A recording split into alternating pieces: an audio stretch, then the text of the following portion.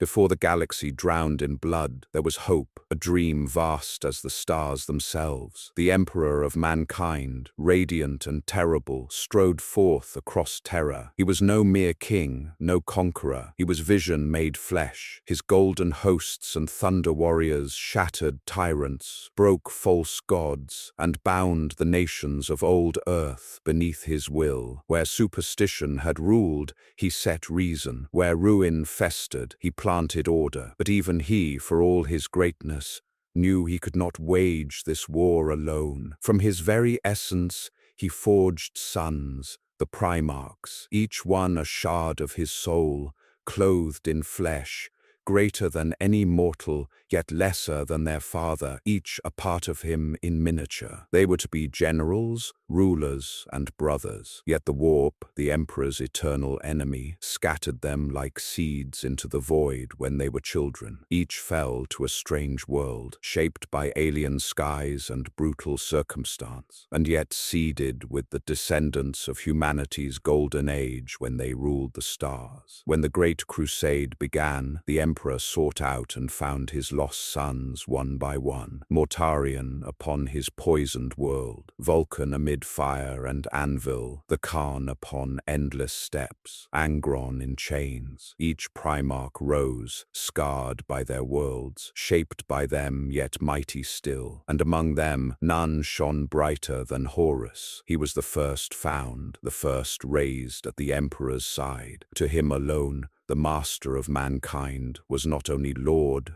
but father. Where others knew the Emperor as distant, inscrutable, Horus knew his smile, his voice. He learned not only to fight, but to lead, to inspire. In his laughter was fire, in his words conviction, in his eyes the light of destiny. They were not just bonded by genes and paternal bond, they were also bound in war and blood. Together they fought on a world that blindly did not want to join the Imperium. Horus and his father claimed it and fought back to back as anti-imperial forces came for them. They had no time to prepare and were unarmored, and when a plasma shot brought Horus low, the master of mankind fought on over his son's body, not leaving until more forces came. And again on the scrap world of Goro, the green-skin empire that once claimed dominion over its stars was in flames, assailed on all sides by the inexhaustible armies of the Imperium. Goro was the key. The scrap world stank of hot iron and flames,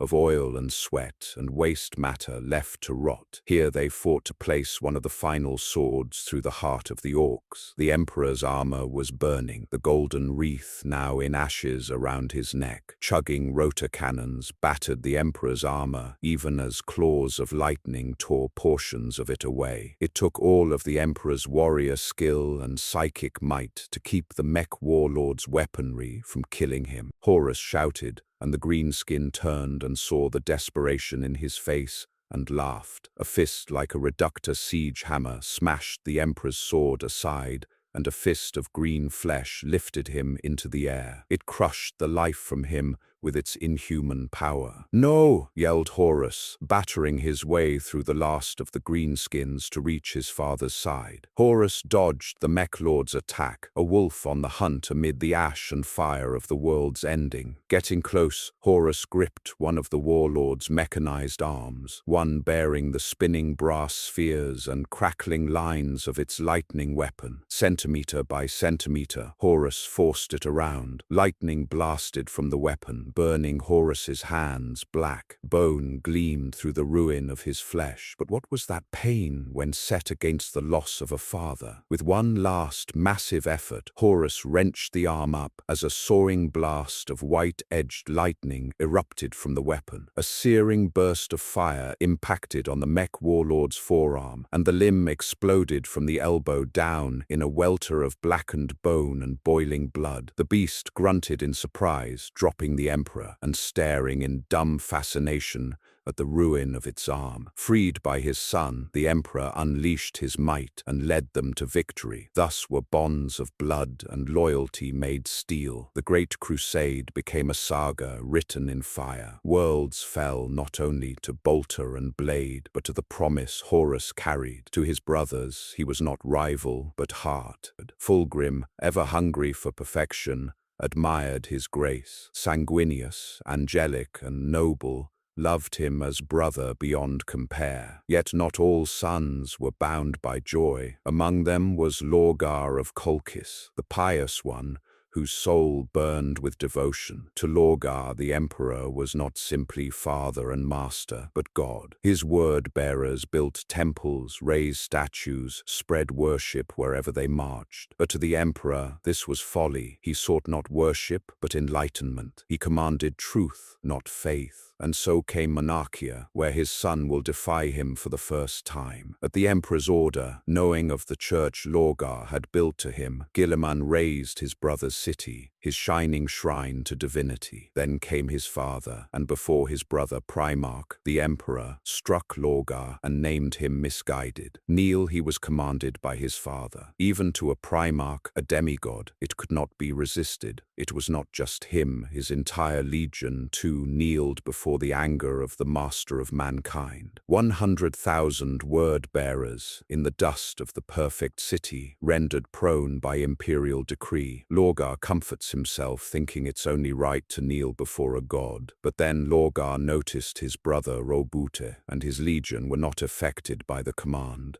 The emperor spoke, "You are a general, my son, not a high priest. You were created for war, for conquest, to reunite the human race under the aegis of truth. This is worship. This is a poison to truth. You speak of me as a god, and forge worlds that suffer under the one lie that has brought humanity to the edge of extinction time and time again. You are a god, say the words and end the lie. You are blind, my son. You cling to ancient perceptions and endanger us all with them." Lorgar pleaded, "Let this end." The emperor turns and speaks to the word-bearers. "You linger on compliant worlds for years after final victory, driving the populace into the worship of false faith, seeding cults of the naive and the deceived, erecting monuments to lies. All you have done in the Great Crusade is for naught. While all others succeed and bring prosperity to the Imperium, you alone have failed me." The emperor then returned to orbit. A seed of bitterness was shown that would never heal with Lorgar. The crusade marched on. In the distant stars, Horus encountered the Interrex, a human civilization unlike any other, advanced in art, philosophy, and war. They had endured where others had fallen, their ways shaped by knowledge of the warp. Horus treated with them as diplomat, his charm and vision forging hope of alliance. Yet mistrust lingered, and in the shadows his own brother's priest, Erebus, wove betrayal. A sacred weapon was stolen, a dagger steeped in dark origin. In the chaos that followed, trust shattered, peace crumbled,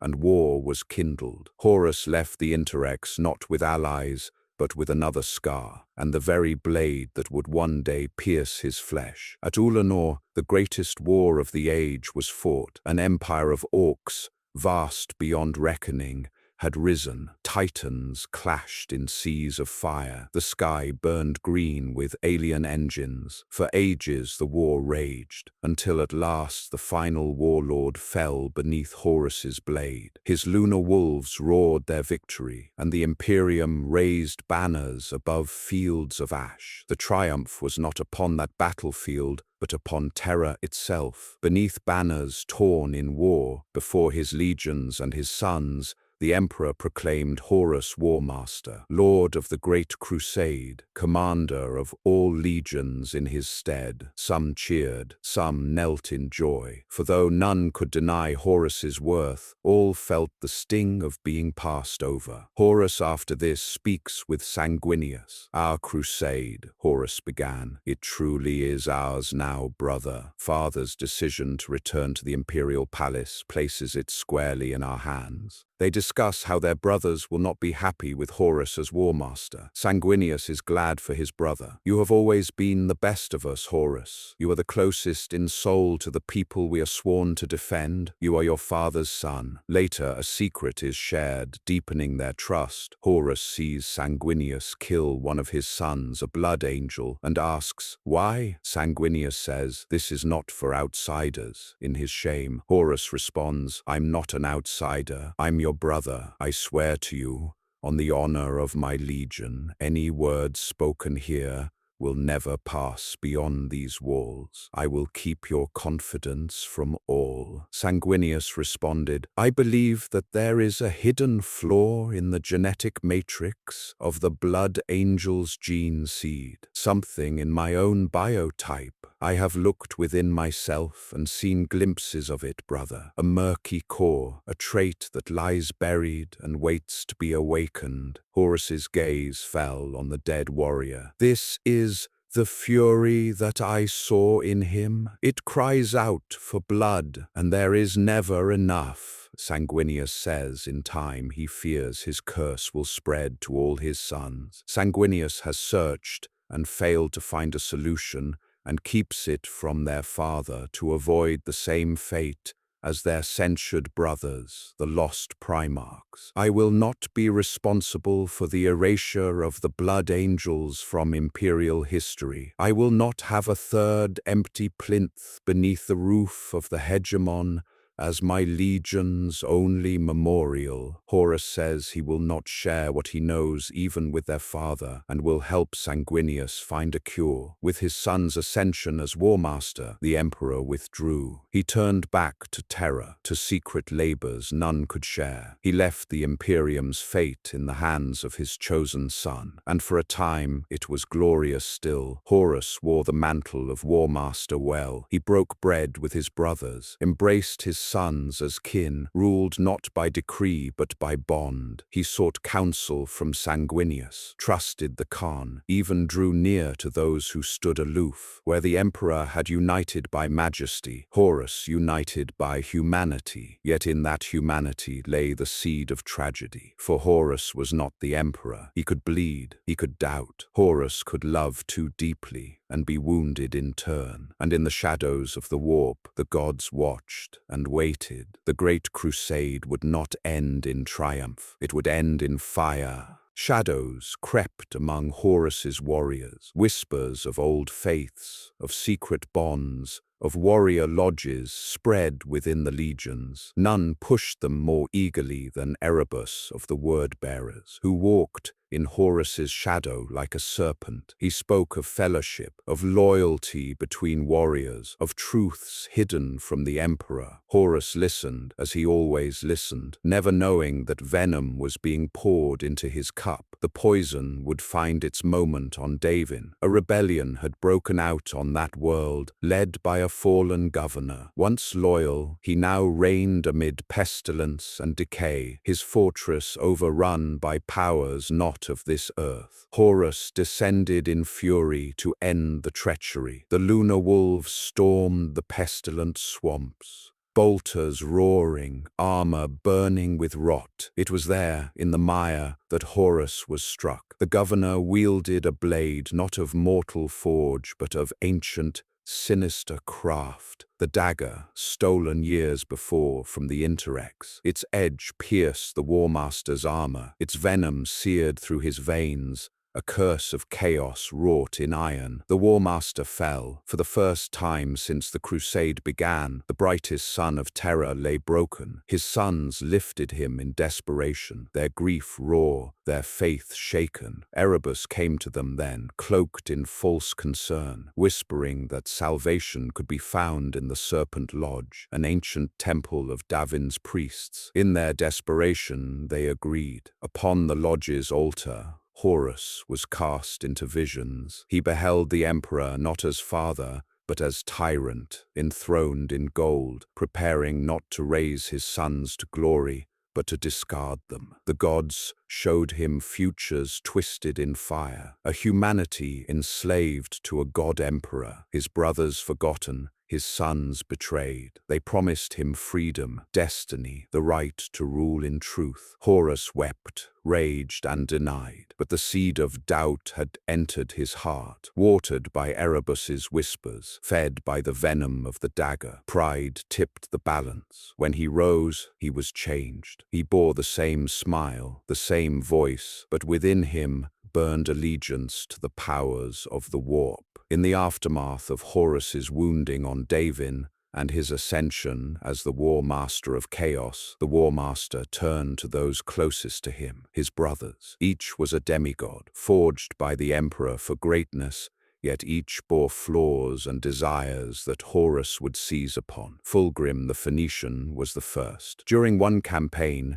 he claimed a strange blade from a Xenos temple, a weapon whose whispers promised perfection. At first, he believed it a prize, but its voice grew subtle and insidious, feeding his pride and stoking his hunger for beauty without end. Horus saw the change in his brother and fanned the flames, telling him the Emperor's path would only chain his pursuit of greatness. Mortarion, Lord of the Death Guard, had always despised sorcery, yet bitterness had taken root in him long before the heresy. His hatred of the Emperor's godlike nature festered, for he saw in it the same tyranny he had overthrown on Barbarus. Horus came to him not with promises of glory, but with the bitter truth Mortarion already believed, that the Emperor was a hypocrite, wielding the very power he forbade others, and perhaps in the War Master's honeyed words were echoes of the vision he had seen in the temple. In the end, Mortarion's bitterness outweighed his reason. He accepted Horus's cause, and in time his disdain for sorcery was drowned in Nurgle's caress. Conrad, the Night Haunter, was a creature of nightmare long before Horus turned. His legion carved terror into every world they conquered, and his visions of a dark future had already broken his sanity. For Conrad, the heresy was no betrayal, it was vindication. He had always believed the Imperium would descend into tyranny and bloodshed, that his father's dream was a lie. Horus did not need to persuade him, he needed only to offer freedom. In the War Master's rebellion, Conrad saw his grim prophecies fulfilled, and so he embraced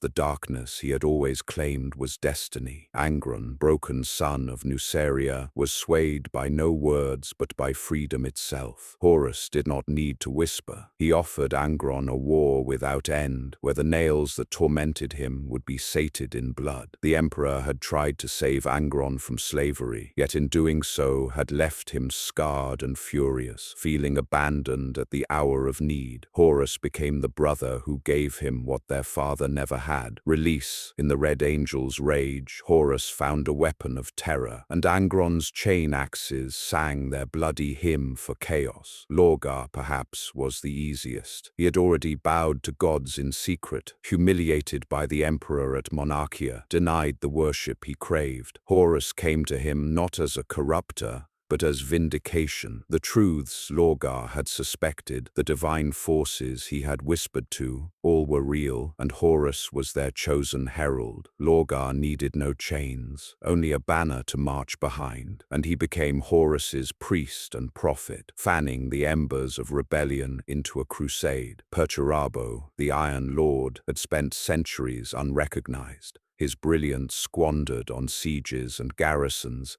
his genius ignored while Dawn was praised. Horus came to him with the one gift Perturabo had long been denied: acknowledgement. He told him the truth Dawn would never admit, that Perturabo's art of war was every bit as essential as the walls others built. In Horus's rebellion, Perturabo saw his chance to prove his mastery, and he would lay waste to Terra itself to show the galaxy what the Iron Warriors could do. Alpharius and Omegon, the twins cloaked in secrecy, were the most enigmatic. Some say they were convinced by prophecy, others that a cabal guided their hand, promising that siding with Horus would in fact save mankind from a darker fate. To the Hydra, truth and lies were one. What is certain is that when Horus called, they answered, whether out of conviction, manipulation, or a plan only they understood. Thus, through pride, bitterness, rage, faith, jealousy, and secrecy, Horus wove his net. He did not simply command his brothers, he understood them. He played upon their wounds, their resentments, their desires, and one by one they turned from the light of the Emperor and marched beneath the banner of chaos. The galaxy burned not because Horus fell, but because his fall dragged half the pantheon of Primarchs into damnation with him, which left one the Warmaster had yet drawn into his council. Even as Horus's corruption festered, the Emperor summoned his sons to judgment. A great council was held, its question whether sorcery, the channeling of the warp, could be tolerated. Here Magnus the Red, the Crimson King, stood to defend his sons. He was closer to the Emperor than most, for they alone among all men shared understanding of the warp. To Magnus, the Emperor was not just father, but mirror. It was the Emperor's own dream that Magnus might one day ascend the golden throne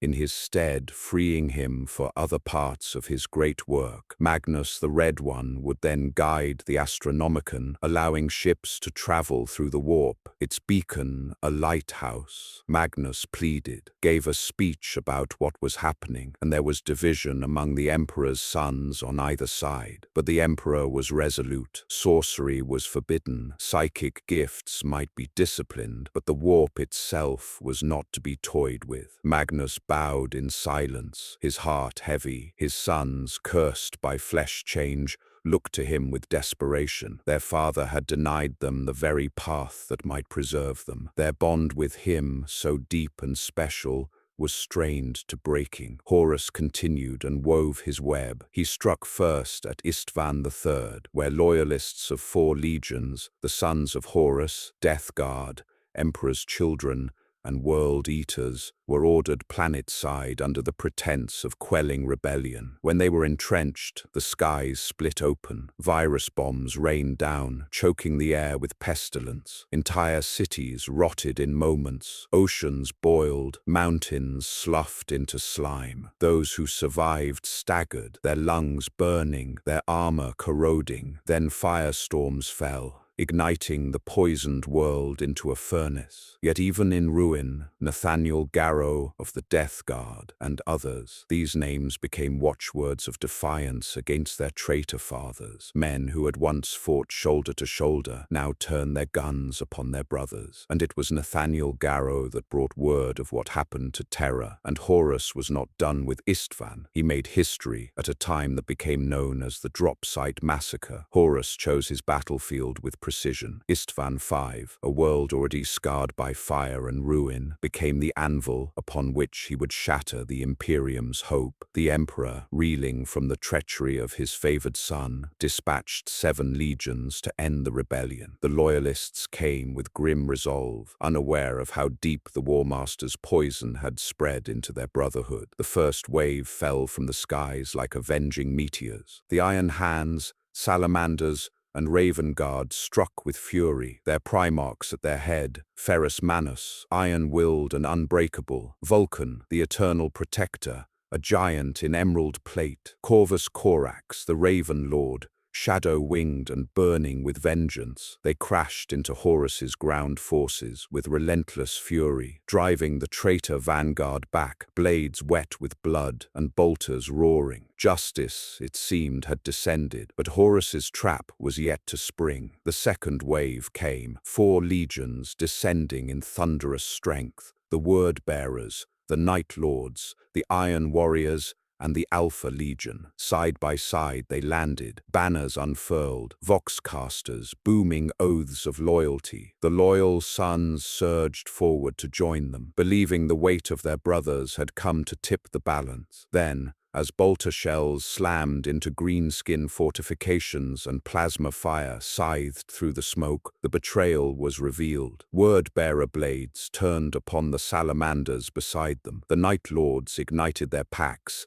and fell upon Raven Guard lines with cackling malice. Iron Warriors' artillery tore into the iron hands they had sworn to support, while the Alpha Legion spread confusion, their painted heraldry indistinguishable from friend until the killing stroke was struck. Loyalist formations buckled, encircled on all sides, Vox channels filled with screams and disbelief as brothers were butchered by those they had called kin. And amid the slaughter, the Primarchs themselves met in battle. Corvus Corax fought like a storm incarnate. His wings spread wide, he fell upon the word-bearers, and at last he clashed with Lorgar himself. The two Primarchs struck with word and blade. The Raven's fury against the Zealot's faith. Corax's every strike was for Monarchia, for the shame Lorgar had brought upon the Great Crusade. Lorgar answered with the conviction of the possessed, every parry and riposte backed by the strength of his dark gods. Their duel raged across shattered trenches, black feathers and burning scripture falling like ash upon the battlefield. But worse awaited Corax. Conrad joined the fight, and Corax barely escaped, his armor torn, his sons dying in droves beneath the World Eater's onslaught. And Fulgrim, once friend of Ferrus Manus, raised his blade against the brother he had loved. Ferrus, the Gorgon, master smith and warlord. As the fighting concluded, both Primarchs faced each other on their knees through a haze of pain and blood, and Fulgrim once again felt an ache of sadness well within him. The pain of his wounds and the sight of his brother's broken skull coated in blood tore a window into his mind. The sensation was like a powerful gust of fresh mountain air, clearing away the fog that had wrapped him in a suffocating embrace for so long that he no longer noticed it until it was gone. "My brother," Fulgrim whispered, "my friend." "You have long since lost the right to call me friend," snarled Ferrus,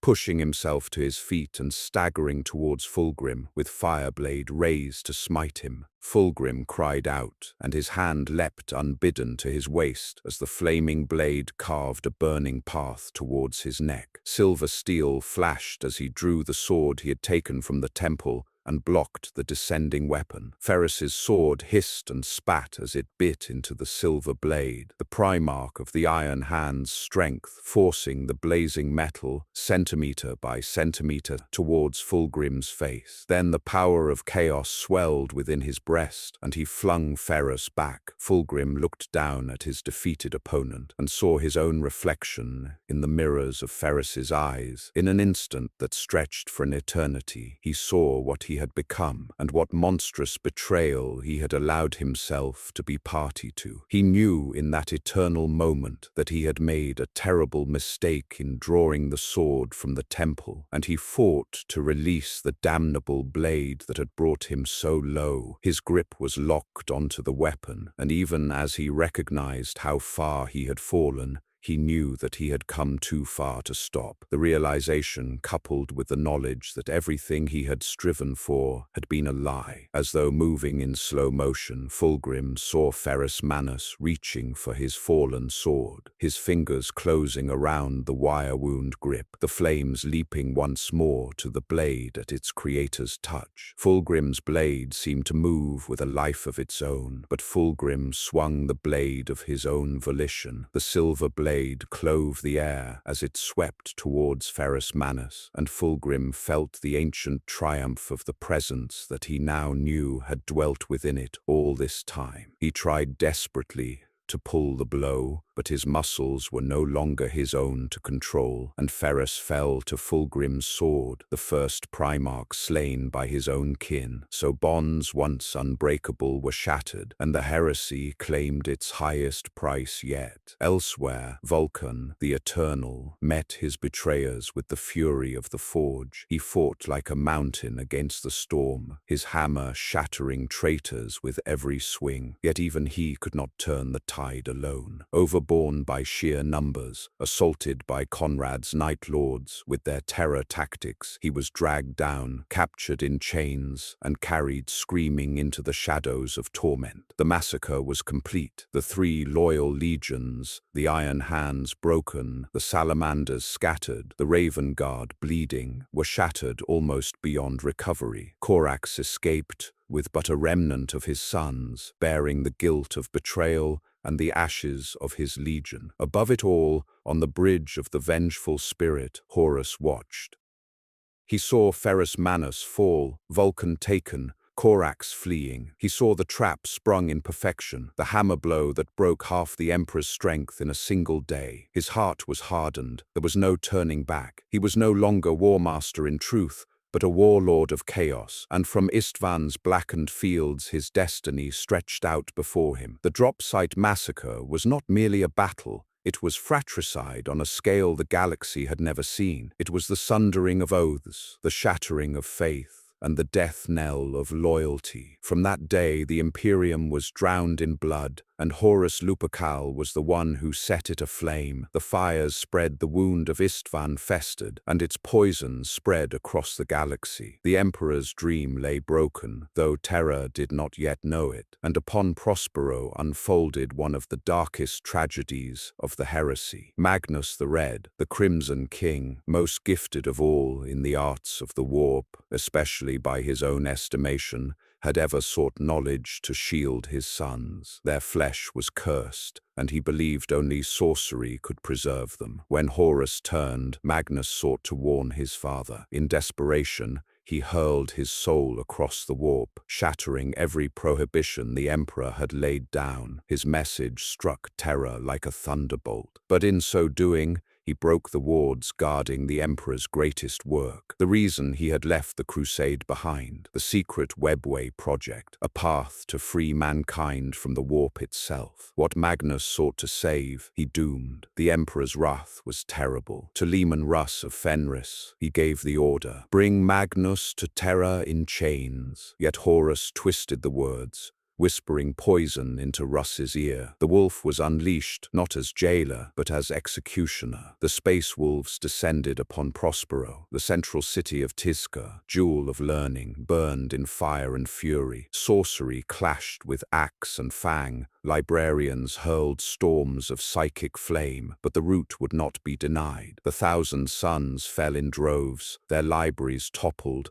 their pyramids shattered. Magnus himself faced Russ, brother against brother, one a wolf of iron will, the other a giant of knowledge and sorrow. And to those who watched these demigods clash, it seemed as though the combatants had swollen to enormous proportions. Like the giants, they were in the myths and legends. The Wolf King's frostblade struck at Magnus, but his golden axe turned the blow aside as they spun and twisted in an epic battle beneath the madness of a blazing storm of sheet lightning and pounding thunder. This was a battle fought on every level, physical, mental, and spiritual, with each Primarch bending every ounce of their almost limitless power to the other's destruction. The waters around the pyramid broke upon the shores, black as oil, and churning as though an unseen tempest boiled beneath the surface. Space wolves and custodes plowed through the water, wading through the crashing spray to reach the pyramid in lieu of aiding Leman Russ in his battle. Magnus swept his hands to the side, and the warriors on the water cried out in agony as it transformed into corrosive acid, burning through ceramite plates and rendering flesh and bone to jelly. Then the master of Prospero turned his attention back to his brother, who, struck with the hunger of the wolf, Magnus reeled back from the king of the root, one hand clutched to his eye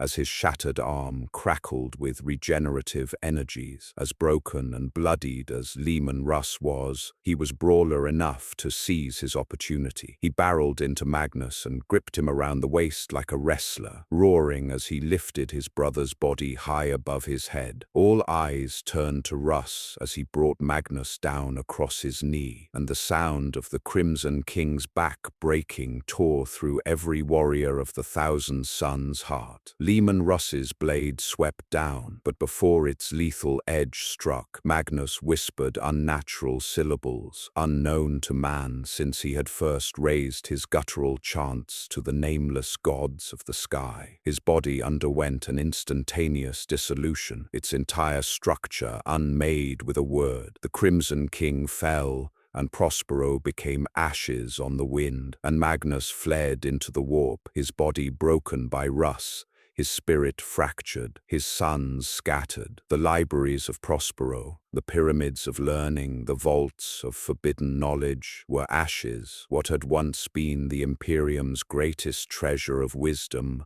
was lost forever, and brothers warred in other parts of the galaxy. Calth was meant to be a jewel of the Ultramarines' dominion, a world of sunlit plains and ordered cities, a shrine to Guilliman's vision of a peaceful Imperium. It was there, beneath a clear sky, that brotherhood died once more. The word-bearers came in feigned friendship. Lorgar cloaked his malice, smiling as he spoke words of loyalty. Fleet upon fleet descended in seeming alliance, their banners flying beside the Ultramarines, their warriors marching in step. Guilliman welcomed them, believing in the bonds of brotherhood, unaware that the word-bearers had long since sworn to chaos. The betrayal came sudden and absolute. Without warning, orbital guns turned on Ultramarine ships, lances of fire cutting through proud vessels. In the cities below, word-bearers drew blades against their allies,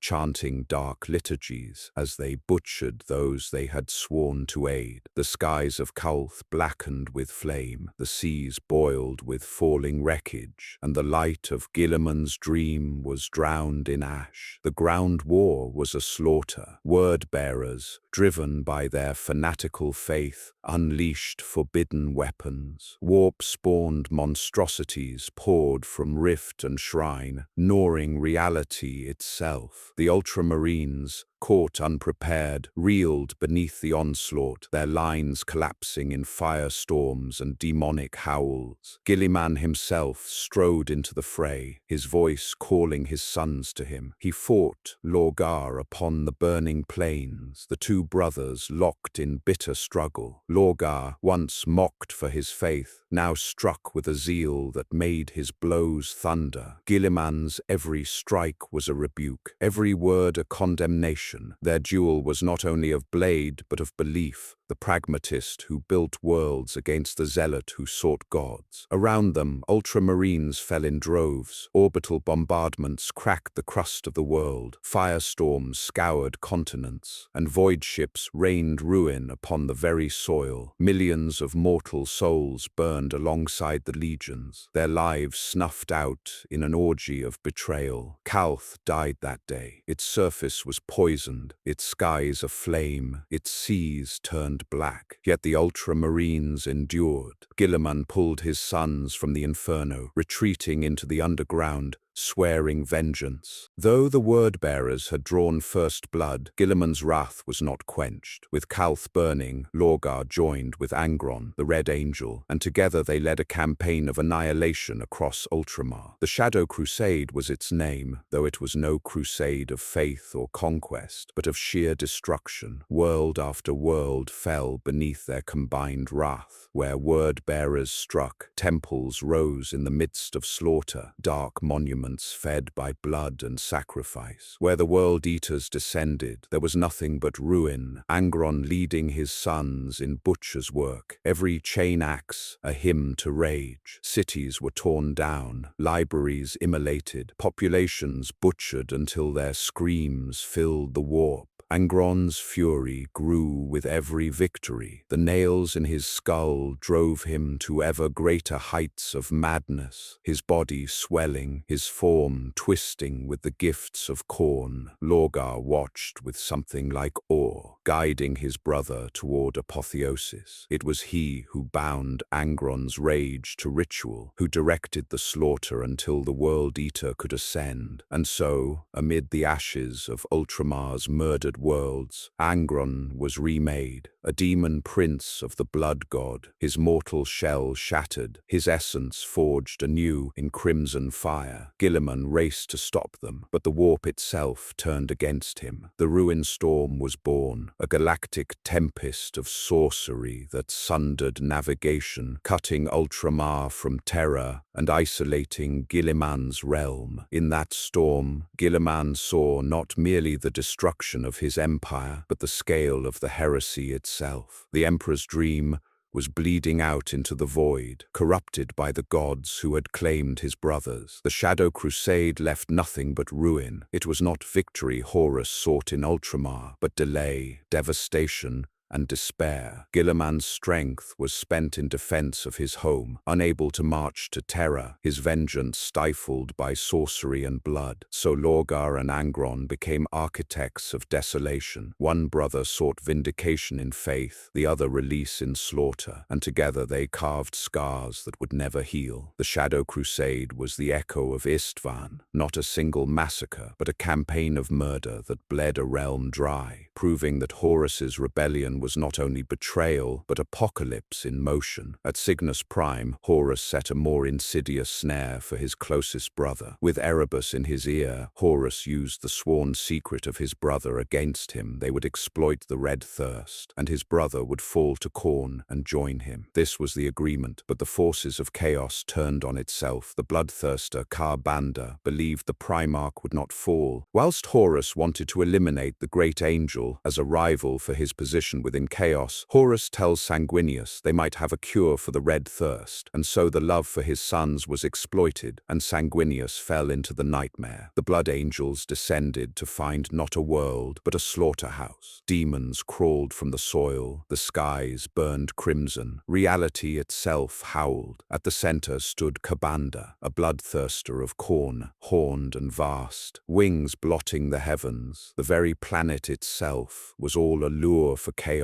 Both sides fought, and when the bloodthirster killed many blood angels, Sanguinius fell into unconsciousness, and without his guidance his sons were taken by the full blood rage, even slaughtering a group of space wolves that fought alongside them. But the Great Angel recovered and faced the beast. Grace against fury, radiance against hate. Their duel shook the earth. The demon's whip coiled and tore, its axe split stone, yet Sanguinius met it blade for blade, his wings spread in defiance. They meet in the air with cold and lethal precision. The Primarch arrested the wild, beating motion of one of the demon's freakish wings with his free hand. Only angels may fly, Sanguinius said darkly, tearing out the black pinion. The sound was like the splitting of a great sackcloth sail, and the demon Karbanda screamed loud enough to shake the walls. Warp fire gushed from the stump of the wing, and it shuddered in agony, a sensation it had only known previously from the cries of its enemies. With the whip still coiled about its neck, the angel dragged the spitting, wounded fiend to the lip of the pit in the middle of the chamber, then lifted it up so he could look it in the face. The demon cackled through its pain, convulsing as it tried to shake free. "I will take your skull yet." The Primarch's eyes flashed with a powerful hatred. "If you truly do hail from the realm that men once called Hell," he intoned, "when you return there, tell your kindred it was Sanguinius who threw you back." With a grunt of effort, the angel took hold of the beast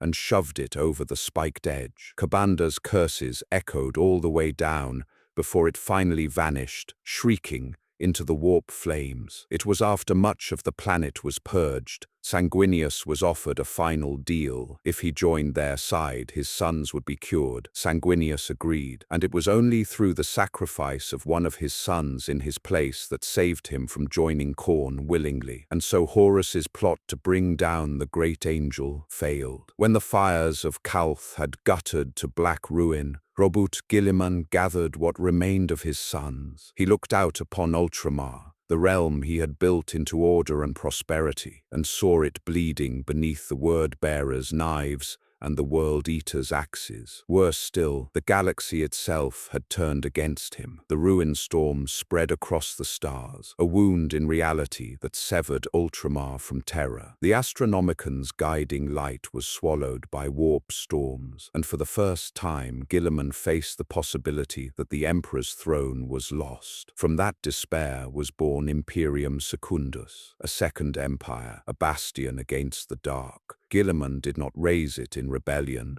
but in grim necessity. If Terra had fallen, if the Emperor was dead or chained, then Ultramar would endure, and humanity would not be left leaderless. Fate brought him brothers. Sanguinius pierced the storm and arrived bloodied but unbroken, his sons scarred from Cygnus Prime. His presence was a balm and a burden both, for Guilliman saw in him the nobility, the vision, the divine charisma that he himself lacked. And in Sanguinius, he found a brother who could inspire men to hope even amid despair. Later came Lionel Johnson, master of the Dark Angels, his fleet battered by warp storms. He was a blade in the dark, grim and pragmatic, his loyalty unquestioned but his methods cold. Where Guilliman built and Sanguinius inspired, the Lion cut ruthlessly, waging war on the traitors with a hunter's efficiency. But Imperium Secundus did not stand unopposed.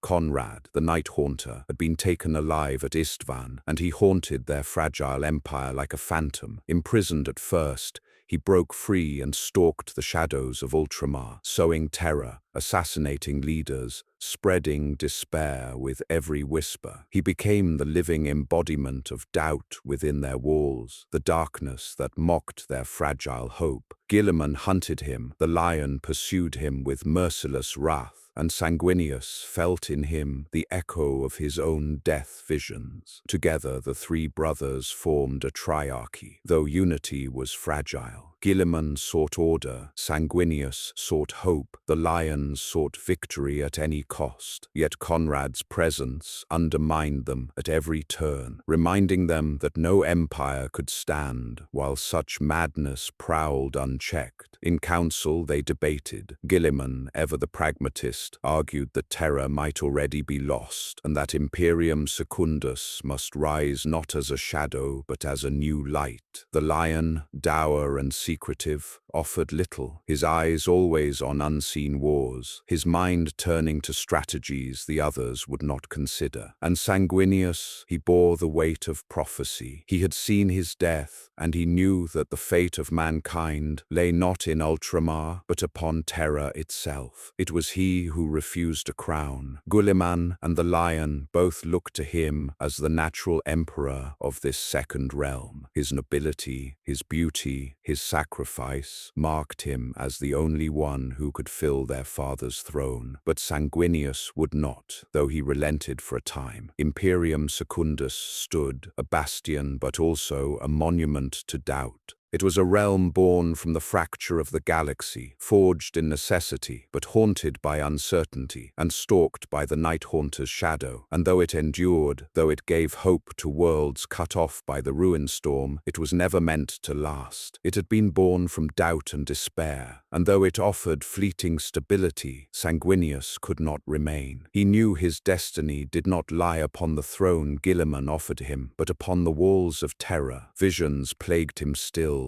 of fire, of blood, of his own death beneath a monstrous shadow. Yet he did not flinch from them. Instead, they became his guide. He told his brothers, Guilliman with his order, the Lion with his ruthless war, that he must leave. Terra called to him, not through the Astronomican's light, but through the unbreakable bond between father and son. Guilliman begged him to stay, to lead Imperium Secundus as its emperor, but Sanguinius refused. The brothers fought together at Davin, and through the planet's destruction and the defeat of the demons, they found a breach in the ruin storm to Terra, to their father. But Horus blocked the newly opened route, and so it fell to Rowboat and the Lion to distract the blockade, whilst Sanguinius, the angel, turned his course to Terra, knowing full well that his fate awaited him there. Jagatai Khan was unlike his brothers, where Gilliman sought order, where Dawn built fortresses, where Horus once commanded legions like a symphony. The Khan was a creature of freedom, a spirit of the steppe, bound only reluctantly by the Imperium's chains. When the heresy broke the galaxy, he found himself pulled between duty and instinct. At first he hesitated. Why should he hurl his white scars into the meat grinder of civil war? He had carved his own empire among the stars, built on speed, movement, and independence. The Imperium was already fraying. Was it not wiser to preserve his sons, to hold apart and wait? His legion whispered such thoughts. Many of his captains begged him to remain aloof. Some even whispered of joining Horus, not out of loyalty to the War Master, but because chaos promised the freedom they thought their Khan craved. Jagatai was no coward nor fool. He saw beyond their short-sighted words. The galaxy was burning, and if Terra fell, then all his freedom, all the lives of his sons, would mean nothing. The Khan chose the harder road. He would fight. His path was not straight. He clashed with Mortarion, the lord of the Death Guard, more than once. There was an odd kinship between them. Both had grown upon worlds that had taught them harsh truths of survival. Both prized strength and loyalty. They spoke as warriors, not merely as enemies, and in those exchanges Mortarion even tried to sway him. He offered the Khan the honesty of Horus's cause, the chance to stand against what Mortarion called the Emperor's tyranny. But the Khan could not be bought. He saw in Mortarion's bitterness only slavery to a darker master. The white scars carved their way through the galaxy, never lingering, striking and vanishing, their war cry echoing through the void. When they fought Mortarion's sons, it was like storm versus mountain, speed against endurance, lightning against stone. Again and again they clashed, until the Khan himself struck Mortarion down, leaving him broken but alive. The path to Terra cleared at terrible cost. By the time he neared the throne world, the Khan was bleeding, his legion battered, but his decision never wavered. He had chosen the Emperor, and that choice defined him. At the Eternity Gate he would stand shoulder to shoulder with Dawn, Sanguinius, and the Emperor himself, the wanderer of the steppes who came at last to fight for a home greater than his own. And then came Molech. Long ago the Emperor himself had walked there, passing through a gate of the warp and returning changed. More than man, Horus sought to follow. He led his legions to Molech, broke its defenders, and entered the same passage. What he found, none can say. But when he returned, he was transformed. The powers of chaos had poured into him, making him more than a Primarch, a creature almost godlike. His path to ruin was sealed, his ambition boundless. But the Space Wolves were able to track Horus's flagship, the Vengeful Spirit, and got on board. Russ sought revenge for twisting the Emperor's message about Prospero, and the brothers engage each other in a duel. Russ wielded a weapon given to him by his father, a spear that can cleanse chaos from Horus, save the master of mankind's brightest sun. Horus got some of the pauldron of Russ's armor, which exploded. As a counter, it bathed Horus in a deadly cold. Horus, in answer, moved the barbs of his claw deep into Russ's arm. The great wolf gritted his teeth, whilst Horus smiled in victory and swung up his maul to kill his brother. At this moment, Russ revealed his ruse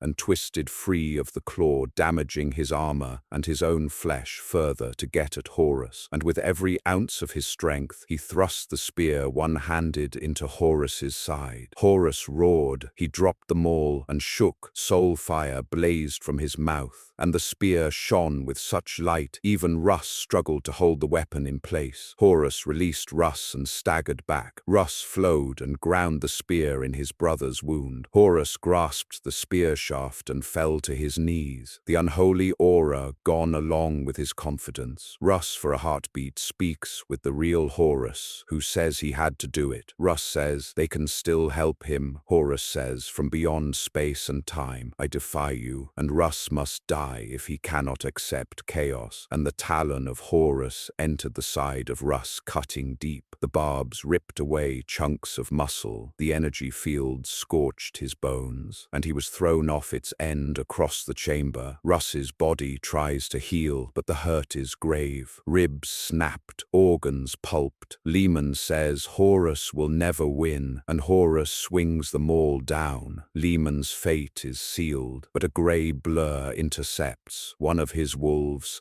then another, and the sacrifice of his sons continues until Russ can escape but is badly wounded. With the mustering at Ulanor in preparation for the invasion of Terra, Lorgar believed Horus's effort would not succeed and tried to take his position of power, ascend as he feels he deserves. But when he tries, Horus struck him across the back. Crimson armor cracked, and Lorgar slammed down into the ground. Horus kicked him once, the movement a ripple of strength and a shrug of mental power. Lorgar flipped over onto his back. Horus lowered Worldbreaker to rest on Lorgar's chest. "You injure me, brother," said Horus. Lorgar's voice was low, calm. "I serve. You are faithless. You covet what is not yours and cannot be yours. You undo all that you have done." Lorgar looked up at the War Master and said, "You are flawed. You will falter, and the gods will abandon you. But I do not go to make an empire for the gods, brother. I am War Master. The gods bow to me, and all will kneel and know that I am their savior." Horus lay his mace before Lorgar and says, "If you want power, take it. Come, pick it up. Kill the master you call weak. The gods are watching, Lorgar. I can feel them waiting." "I pity you," Lorgar managed. "If you will not fight for your beliefs," said Horus, "then you will kneel." And he banishes Lorgar, saying if he sees him again, the judgment I withhold shall fall upon you. Across the galaxy, the fires spread, worlds burned, oaths shattered, trust was ash. The Imperium fractured, and Horus's shadow grew ever larger. But amid ruin, some still stood. Each loyal son played his part, knowing the storm would one day fall upon Terra. The stage was set. The heresy was no longer betrayal, no longer rebellion. It was war without end, and it could end only upon the walls of the Imperial Palace. The Sol system burned. The vanguard of Horus pressed hard upon the Emperor's throne world, and at Pluto the Alpha Legion struck, a shadow war blossoming into full assault. Hydra banners unfurled across the void, their fleets sliding like knives through the dark. In the heart of this assault stood Alpharius, master of secrets, the twin who claimed to know the truth of destiny. And against him, upon the battlements of Sol's defense, came Rogel Dawn, Praetorian of Terror, the wall no storm could breach. Where Alpharius fought with deception, Dawn fought with defiance. In the smoke-choked halls of Pluto's Hydra fortress moon, the brothers met. Alpharius was a blur, the pale spear in his grasp, a weapon of alien make, able to pierce even Primarch flesh. Dawn's own blade met it in thunderous arcs, each strike a contest of strength and will. Alpharius fought with speed, dancing from shadow to shadow, feints within feints. He struck Dawn's armor, wounding him, the pale spear biting through ceramite and flesh. Yet Dawn endured, his grim fury a wall as unyielding as the palace he was sworn to guard. He pressed forward, countering speed with force. They locked, two visions of the Imperium at war. Alpharius whispered venom as their blades clashed, speaking of the Emperor's lies, of the Cabal's visions, of a future only Horus could save. Dawn answered not with words, but with steel, his silence heavier than argument. The duel raged until Dawn's strength prevailed. He caught Alpharius's strike, shattered his guard, and brought Storm's teeth down in a mortal blow. The pale spear fell, its light guttering as Alpharius was struck down. Some say his hands were severed, his helm cloven, his body broken utterly. Dawn stood over the corpse of his brother, bloodied but unbowed. The body was burned, its ashes cast into the void. For a moment there was silence, save for the clash of war beyond, yet whispers endure. Was it truly Alpharius who died? Or Omegon, his twin, standing in his stead? Perhaps even a double, for the Alpha Legion's masks were endless. Dawn himself never spoke of it plainly, and the truth sank with the ashes into shadow. The storm broke at last upon the cradle of mankind. Terra, jewel of the Imperium, fortress of the Emperor, became the anvil upon which the fate of the galaxy would be beaten. The siege begins, and the War Master came in fire. His fleets darkened the void. Traitor titans strode across the plains. Demons swarmed through rifts in the air. Upon the walls of the Imperial Palace, the loyal stood. The Imperial fists, white scars, blood angels, the shattered remnants of many legions, and the army of terror itself. Over them all stood Rogel Dawn, Praetorian of terror, unyielding sentinel, master of defense. The siege began. Weeks became months. The palace shook with bombardment. Its walls cracked. Its gates splintered. Blood ran in rivers along its battlements. Above, void fleets clashed, wreckage raining like meteors upon the throne world. And at the heart of it all sat the Emperor, bound to the golden throne, sustaining the webway against collapse as his empire bled. It was in these days that the angel bore his heaviest burdens. Sanguinius stood upon the walls, his wings radiant, his blade flashing. He was hope made flesh, the last light in the gathering dark. He was everywhere, kindling hope in the defenders of terror. But the foes he faced were not mortal or had ever been human. But he was an old enemy, one dripped in the plot of Horus to turn his brother. The bloodthirster Kabanda returned, seeking revenge for Cygnus. Their duel raged above the palace walls, blade and whip against angelic steel. The demon's next roar was wholly bestial, a cry of vented frustration. Wounded in truth, it struggled to climb, feverish, almost fearful in its need to catch its tormentor. Sanguinius gave the wounded beast what it desired. The Primarch closed the distance, white wings sleek to his back. The angel took the creature as it was gaining strength in its climb, rolling aside from the demon's reaching claws and striking from behind with the force of the Emperor's own wrath. He hit it between the wings, his sword hilting in the creature's spine, shattering its back and bursting from Kabanda's breastplate.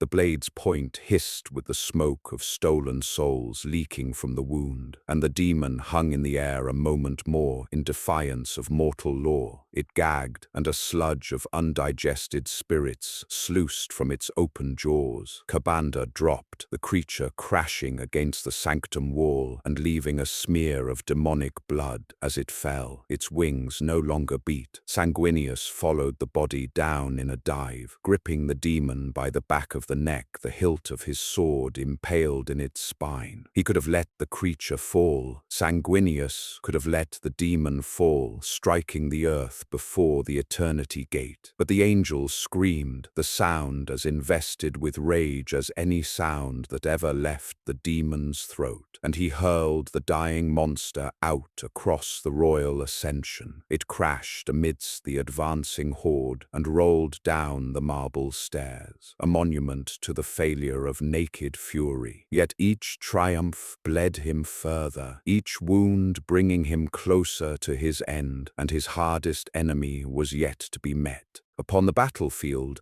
came Angron, once brother, now demon Primarch, swollen with rage, his body reshaped by the gods into a monster of horn and chain. He and Sanguinius met their contest, taking to the air. It was Sanguinius's daring and speed against the power and rage of Angron amid the carnage. Brother struck brother, the earth shattering beneath their blows. The black blade tasted the angel's blood, and Angron sees pain on his brother's face and feeds on it, and the claw around his throat tightens. The blade enters deeper. The blade continues to sink in until they are face to face, and then the great angel strikes. Now his fallen brother is near enough. Those weak hands, unfocused, become strong and grab a fist of the cranial cables that are attached to the butcher's nails. The angel's weakness was a feint. Angron takes his sword out, and the angel batters Angron with his wings. Angron wildly attacks back, removing armor shards and feathers. The angel gives no response. Angron tries to fly away. Sanguinius continues to pull on the nail's tendrils, and Angron sees the angel has given into the rage he always resists. The blood rage that chained part of him is unleashed. Angron is jealous. The angel's rage feeds corn, but the anger is born of justice. Then the brothers fall, Angron's strength lost, the angel's ripped wings not able to keep him airborne, but still he pulls the nails woven into the brainstem of his brother, and the dreadlocks link to them. Angron hears Korn's laughter. His death will sate him as well as any others, and something is torn from his head, and with shame he begs, he says no, but only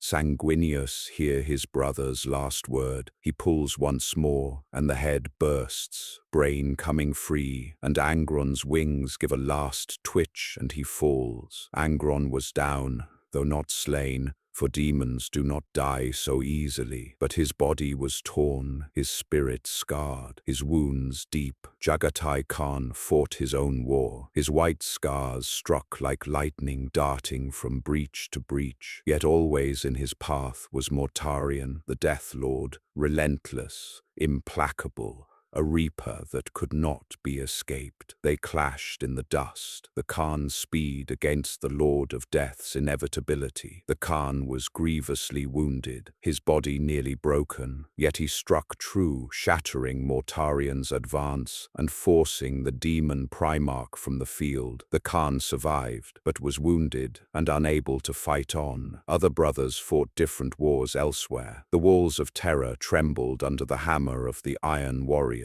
Siegecraft had ever been Perturabo's art, and in the final days of the Imperium's defense, he unleashed its darkest symphony. Engines of ruin clawed at the Imperial Palace, their iron throats bellowing fire and stone. Towers collapsed, bastions were reduced to rubble, and through it all the Iron Warriors advanced, relentless as the tide. Upon the walls stood Rogel Dawn, Praetorian of terror, unbending guardian of the Emperor's dream. He had prepared these defenses, hewn them stone by stone, trusting in his brother's genius, even as he dreaded its betrayal. For he knew, who better than Dawn, that there was no force in creation more terrible than Perturabo turned against his own works. The battlefield became a duel of philosophies. Perturabo hurled siege towers, demon engines, and his titanic artillery against the palace. Dawn countered with counter-batteries, traps,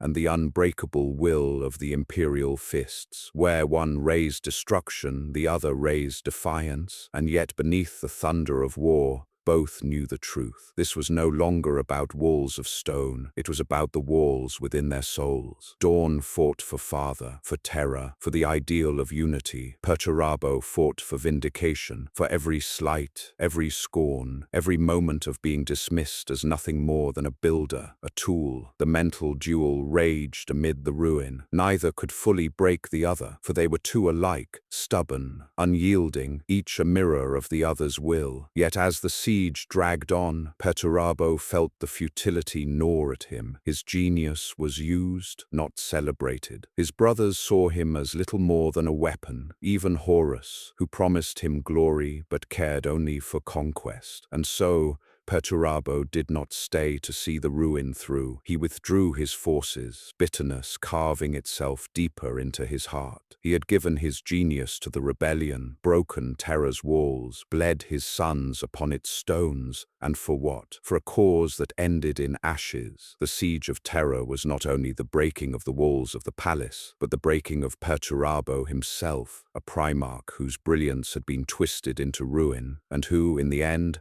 found nothing but hollow victory and betrayal. Even Fulgrim, the Phoenician, was dragged back from his life of debauchery in the warp. At Abaddon's urging, Through Eidolon's schemes, Fulgrim led the Emperor's children in a savage assault upon the Saturnine Gate, one of the palace's greatest fortifications. There he carved a path of ruin through the defenders until he met Sigismund, first captain of the Imperial Fists. Fulgrim was impressed with the champion's skill, but overmatched him. Only the arrival of Rogel Dawn saved Sigismund. Brother clashed with brother. Dawn's silence against Fulgrim's mockery. Dawn impaled him, but Fulgrim only laughed, regenerating in demon form, declaring himself immortal. When news came that Abaddon's assault had failed elsewhere, Fulgrim abandoned the battle, sneering at his allies and leaving his guard to strike at dawn in his stead. During this time, Magnus the Red, whose mind had been shattered, wanted to claim back a shard of himself. He entered the imperial palace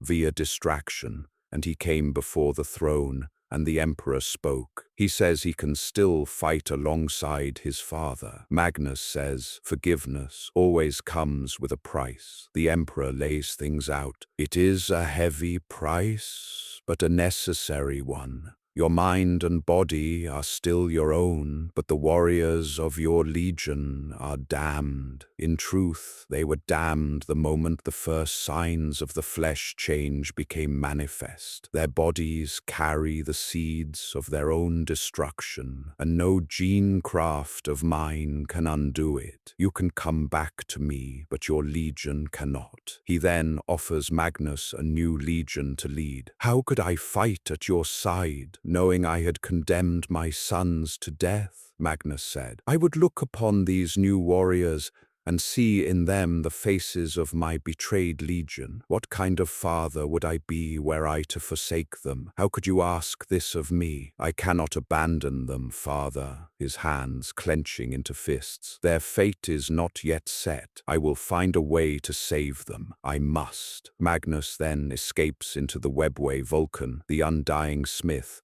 had endured torment beneath the blades of Conrad. Time and again the Night Haunter tried to break him, but Vulcan rose from every death, his will unbroken. At last he escaped his tormentor and returned to Terra, and Vulcan was sent by Malcador into the webway to deal with Magnus, who was trying to sap his father's remaining strength and the terrible power he controlled on the throne. Brother clashed with brother, the Crimson King against the Eternal Smith. Earlier Vulcan had said to Magnus the lesson he would never learn. You believed as you always believe, that you knew best, that you had to act, that you alone knew what had to be done, and never once did you think through all this destruction that there was something deceiving you. And this weakness aided Vulcan, who endured death after death at the hands of his brother, until Magnus believes he has found a way to defeat his perpetually reborn brother. Magnus had seen enough. The sorcerer pulled back, plunging again into the core of the code, feeling the currents of life flowing through his brother's body. For one moment,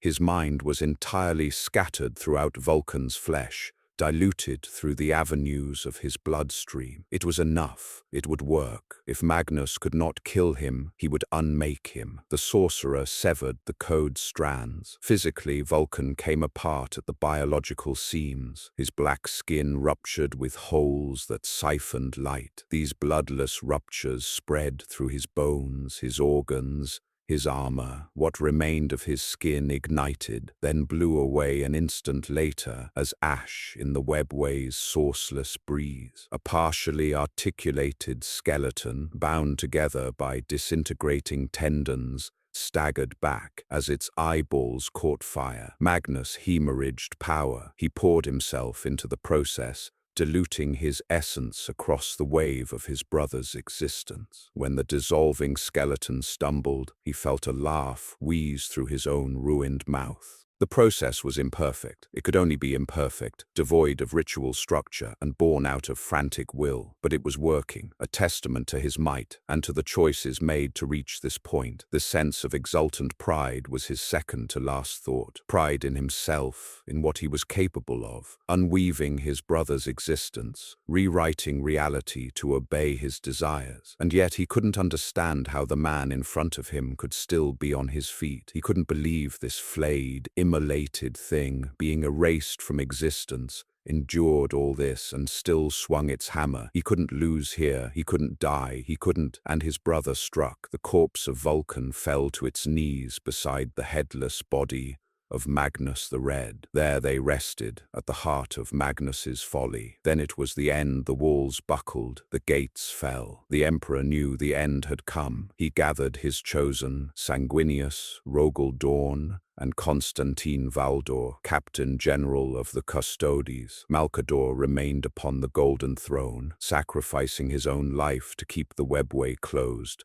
Together, those seeking to end Horus, be they father or brother, ascended to the vengeful spirit, Horus's flagship. Its halls were nightmares of blood and demon. The companions were scattered by the warp's illusions, and alone Sanguinius reached the Warmaster's sanctum. There he would see Horus, no longer Primarch but Ascendant, the Dark King, vessel of the gods. Before they clashed, the angel felt the touch of his fallen brother, Ferrus Manus, who says Horus is letting him be there and has so much power but finds little pleasure in it. But he still cares for Sanguinius and wants to turn him Horus. Feels chaos has already won. Sanguinius says, I'd rather fight to my last breath and let the galaxy burn. Even if I can't stop it, I'd rather die. Sanguinius is suspicious, but this person feels like Ferrus to him. Ferrus says he was headstrong and wants to warn the Blood Angels Primarch not to be like him. The warp devours our souls, the Gorgon says, those lost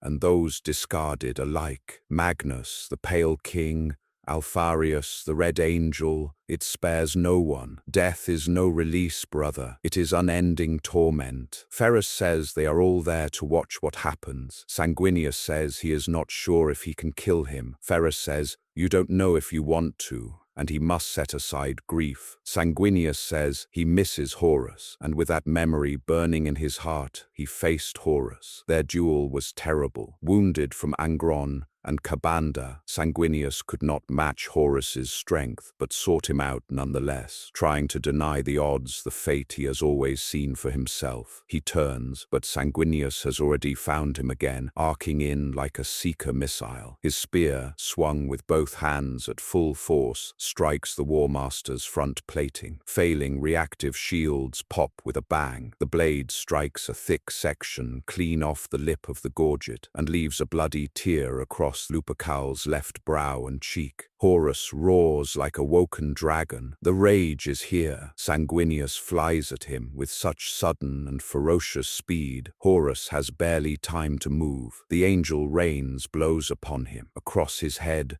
his throat, his chest. His spear cleaves the Warmaster's scalp, opens the line of his jaw, and severs the bunched pipework at the base of his neck. Blood hoses out, jetting into the stale air, and Horus roars as he stumbles aside. Sanguinius allows no time for respite or riposte. He swings his peerless blade with both hands in a wide and scything slice that rips through Lupercal's midsection and opens plate, sub-armor, flesh and meat down to the bone. Horus sinks onto one knee, panting and gasping as steam and pitch. There is no mercy here, says Horus. Time's up. The pause ends. Sanguinius brings the sword down. He's so fast, you don't even see it coming. The perfect execution stroke, the most precise, most merciful, most important sword stroke he will ever deliver, but it will not land. Worldbreaker's haft stops in Carmine dead. Had Horus been just another Primarch and not filled with the power of the warp, he would have ended him, and Horus had hoped to bring Sanguinius over to the powers of chaos. But the windows for that to happen closed as the Emperor approached, and so Horus drew on his full powers. He grabbed Sanguinius from the air from another dimensional plane, and mauled and broke his brother with his mace and his talon. And at this moment the risk-taking life force of the great angel finally ran down. Horus slew him, the angel's blood a warning and a sacrifice. Within the vengeful spirit's heart was a chamber steeped in shadow and ruin, twisted by the will of the gods. The air reeked of smoke, blood, and sorcery. It was there, amid the wreckage of the siege, that the destiny of humanity would be decided. Horus stood transformed. His form was swollen with demonic favor, his armor lacquered in shadow, his eyes burning with balefire. No longer was he the war master of old. He was the chosen champion of chaos, the betrayer made godlike. Around him, the veil of reality thinned, and in the unseen a pantheon of dark gods watched, their laughter echoing in his every word. The Emperor entered, his golden aura blazing against the gloom. His armor was scarred from endless battle, his body weary, but his presence carried the weight of eternity. He had cast aside doubt and sorrow. Whatever love he had once borne for Horus was locked away. This was no longer a son. This was the enemy who had broken the dream of unity, and for that he would die. Horus taunted him, voice dripping with venom. He called the Emperor a tyrant, a liar, the jailer of mankind. His words carried the echoes of the dark gods, poisonous and hollow. The Emperor gave no answer. His silence was final judgment. They collided like colliding storms. Horus struck with warp-fed strength, his talon flashing, the cursed dagger gleaming in his grip, each blow capable of sundering titans. The Emperor's blade met him stroke for stroke. A line of searing light, sparks and psychic fire filled the chamber as weapon clashed on weapon, the ship itself trembling with each exchange. The duel raged, titanic in scope. Horus rained shadows and lightning, tearing rents in the very air, each strike shuddering with the power of 4 gods behind him. The Emperor answered with pure, blinding brilliance, his will unbroken, his every counter a hymn of defiance and judgment. Yet even he could be wounded. The dagger cut through his wards, biting deep golden blood spilling like fire across the decking. Then came a moment of interruption. Garviel Loken, a son of Horus but not one that had joined him in chaos, battered yet unbowed, staggered into the chamber. Once Horus's brother in arms, he had fought through hell itself to stand there. With voice hoarse but defiant, he called upon the War Master to remember, to turn back from damnation, to recall the dream they had once served together. Horus turned his burning gaze upon him, warp light coiled in his palm, malice in his every motion. But Loken did not falter. He stood in the storm's eye, blade raised. Though he knew it could never prevail, he endured, and in that act alone proved the War Master had not extinguished all loyalty, nor could chaos ever break every bond. Horus sneered, dismissing him as beneath notice, and turned back to his father. But the defiance had been seen and remembered, and then came another figure, unexpected and small against the scale of gods. Olanius Person, the Perpetual, clad not in the panoply of a primarch, but in the garb of a soldier. In his hand he bore the dagger, torn from the enemy, a blade forged in treachery, yet now wielded in defiance. He stepped between Horus and the Emperor, his mortal frame barring the path. Horus laughed. The thought of a mere man opposing him was absurd, obscene, yet Person did not yield. He raised the dagger, and in that act carried the weight of all humanity. Fragile, mortal, yet unbroken, his defiance was the stand of every soldier who had died nameless, every human who had endured the long war. Loken reached Horus somehow, a son to a father, and Horus saw through his pride that he was the one being controlled by the dark powers. So he shed it and decided to face his father as a primarch, as a son.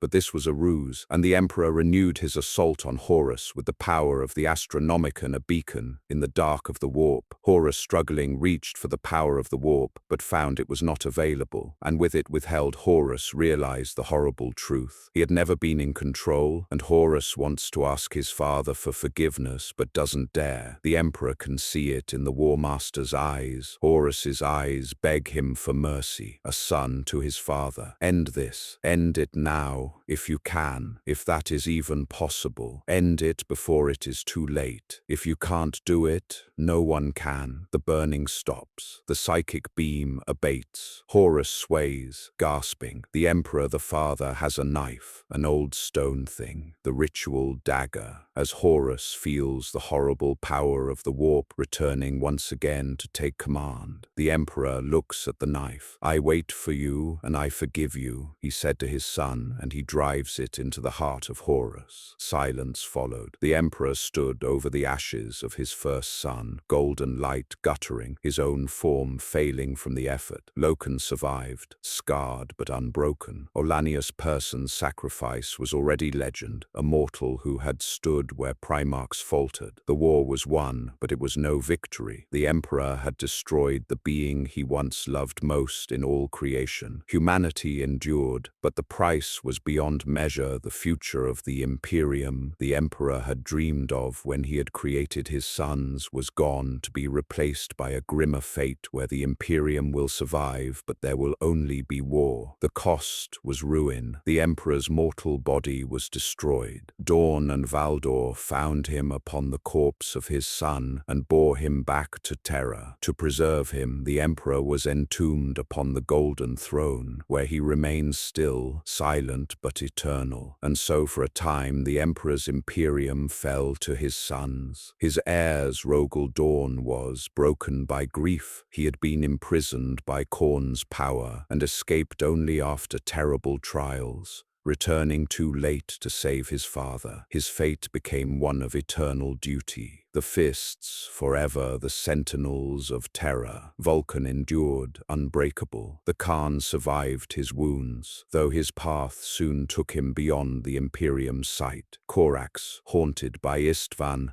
rebuilt his shattered legion and swore to remain a shadow war against Horus's heirs until his end. The Lion L. Johnson, blind and nihilistic, ravaged traitor homeworlds in the passage of the angels, destroying Chemos and Barbarous. He struck like a scourge, believing Terra already fallen, and this may have aided his father's cause with their homeworlds destroyed. So was the power of the demon Primarch. From Ultramar Robute Guilliman fought to reach Terra. His fleet stalled when the Astronomicon dimmed, stranded in the void, until on Terra itself, faith was born anew. Euphrati Keeler, the saint, lit a spark in the hearts of men. That faith rekindled the beacon. When it flared once more, Guilliman set course and arrived, but too late. The battle already decided. Thus ended the Horus Heresy. The brightest sun was lost, the noblest slain, the Emperor entombed upon his throne. The dream of a perfect Imperium lay in ruins. From ashes rose a realm of faith, war, and eternal vigilance. The age of heresy had ended. The age of the Imperium had begun.